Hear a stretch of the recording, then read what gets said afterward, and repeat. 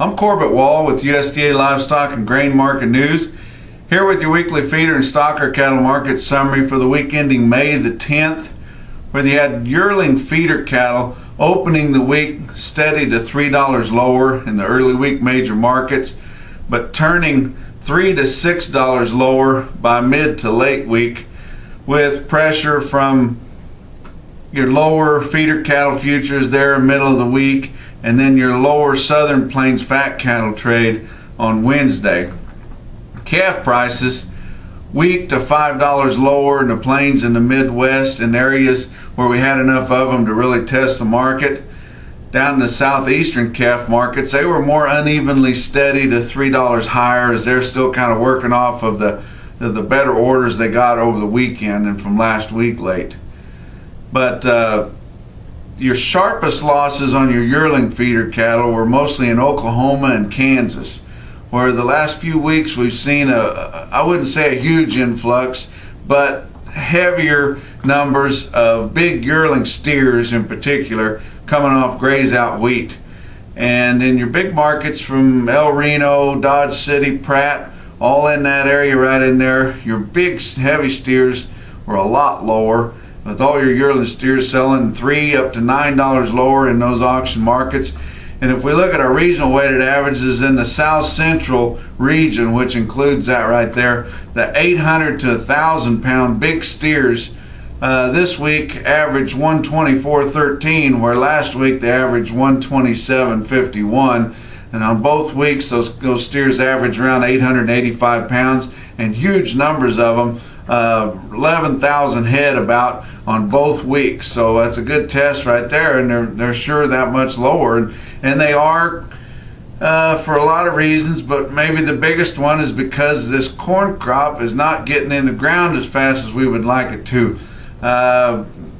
We're running about 3 weeks behind getting this year's corn crop in the ground, and we've had ample moisture, which really was more important, that we get caught up on the moisture.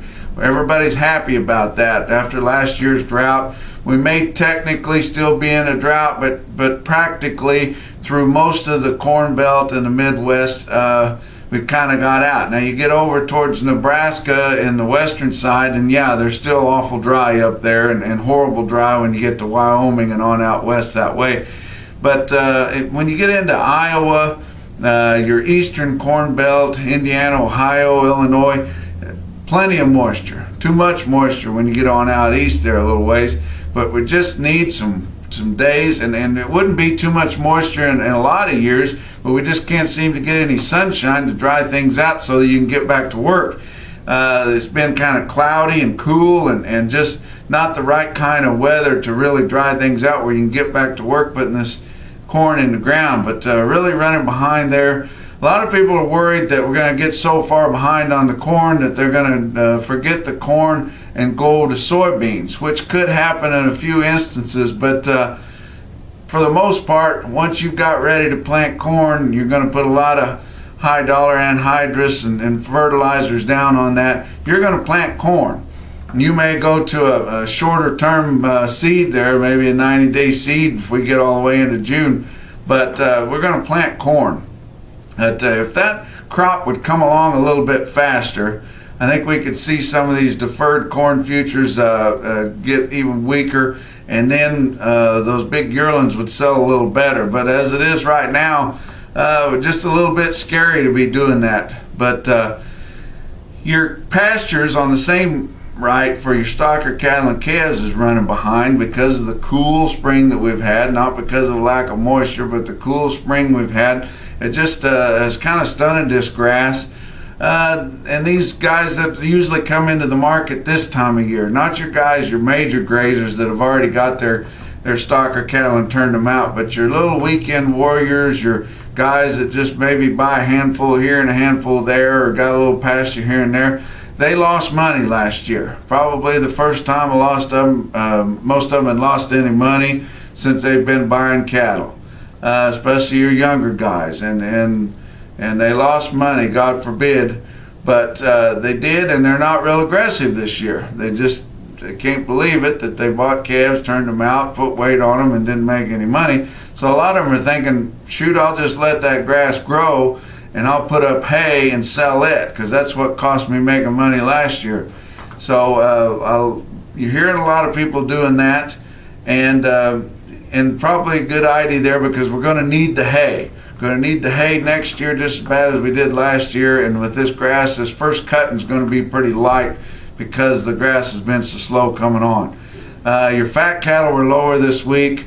The April board's out of the way, so now the guys were working with a huge basis, running like $6 positive basis, so it was going to be hard to maintain the market position on the fat cattle going all the way out to June. So Southern Plains sold fairly early in the week on Wednesday, $2 lower at 126, because you remember they only got to 128 last week. The Northern Plains, it was hard to find a live bid after that 131 got recorded last week, which was an all-time record. But your dress sales were $4 to $5 lower, mostly 202 and up to 204 on a dress basis.